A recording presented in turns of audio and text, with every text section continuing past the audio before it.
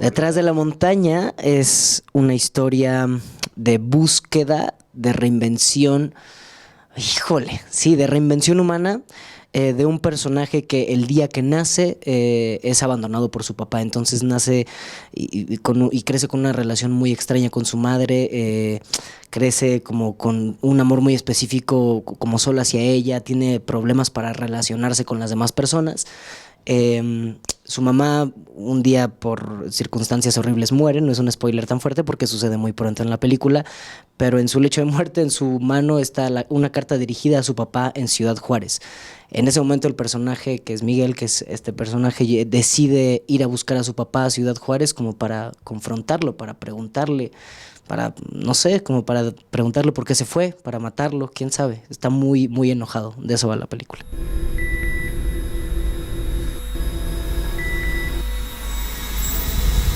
Yo siempre he dicho que es una película autobiográfica, no porque yo haya vivido esa anécdota ni porque yo quiera matar a mi papá, sino porque es más un asunto emocional, un asunto emotivo de yo siempre me hice un juicio y una opinión de mi papá que creía que era muy sólido y muy definido, y cuando fui creciendo y fui conociéndolo a él mejor me fui dando cuenta que no era ni lo que yo pensaba que él era, ni tan malo como yo pensaba que él era, ni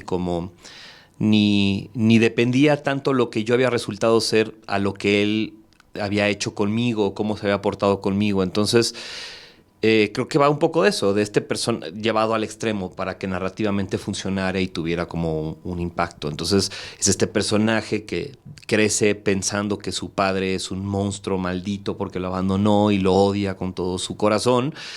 Y cuando viaja a confrontarlo, poco a poco, conforme va conociendo gente que lo conoce, se va dando cuenta que su padre no es la persona que él cree que es.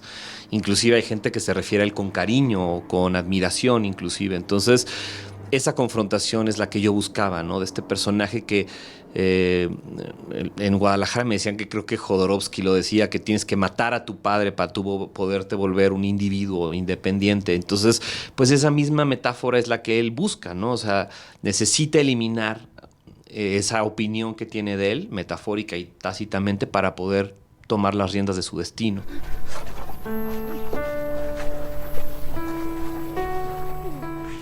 Algo que ayudó muchísimo o algo muy chido en este sentido fue lo claro que tenía David su historia y la complicidad que se generó en cuanto a trabajo de mesa y creación del mismo personaje. David tenía muy claro hacia dónde, de qué manera el lenguaje, cómo se iba a contar la historia, y eso a los actores nos da una confianza que ya está ahí, porque te sientes como bien cuidado en ese sentido, como que conocen la historia que quieren contar y el tema que se quiere tocar, ¿no? En este sentido, pues a mí me ayudó muchísimo, como te digo, la complicidad y también el conocer como historias cercanas. Algo muy curioso en este sentido es que mi papá, por ejemplo, él no conoció a su papá. Entonces yo en entrevistas con mi propio padre, pues le decía como, oye, ¿cómo es? O sea, ¿qué es lo que te mueve a querer conocerlo? ¿Quieres conocerlo? Es incluso muy interesante porque te das cuenta que las personas que no conocen a su papá o que tienen un daddy issue en ese sentido, pues lo viven todos de manera diferente. ¿Cómo lo vive este personaje? ¿Por qué su motivante es decir, agarro la pistola y voy con las peores intenciones? ¿Qué es lo que le dio la vida? ¿Por qué se relacionaba así con las personas para crecer y decir y creer genuinamente que todo esto es culpa de su papá que lo ha abandonado de niño, ¿no? O sea, entonces el motivante del personaje era muy extraño. Yo encontrarlo como actor pues era complicado. Teníamos que de verdad como desmenuzar el guión, entender muy bien, ver referencias.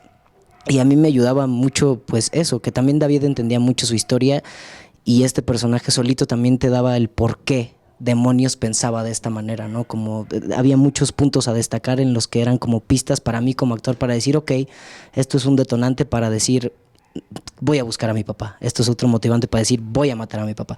Esto es otro motivante para decir, por eso odio a mi papá. O sea, por lo menos crearte esta idea, ¿no? Porque es muy complicado de verdad querer ir a matar a tu papá, ¿no?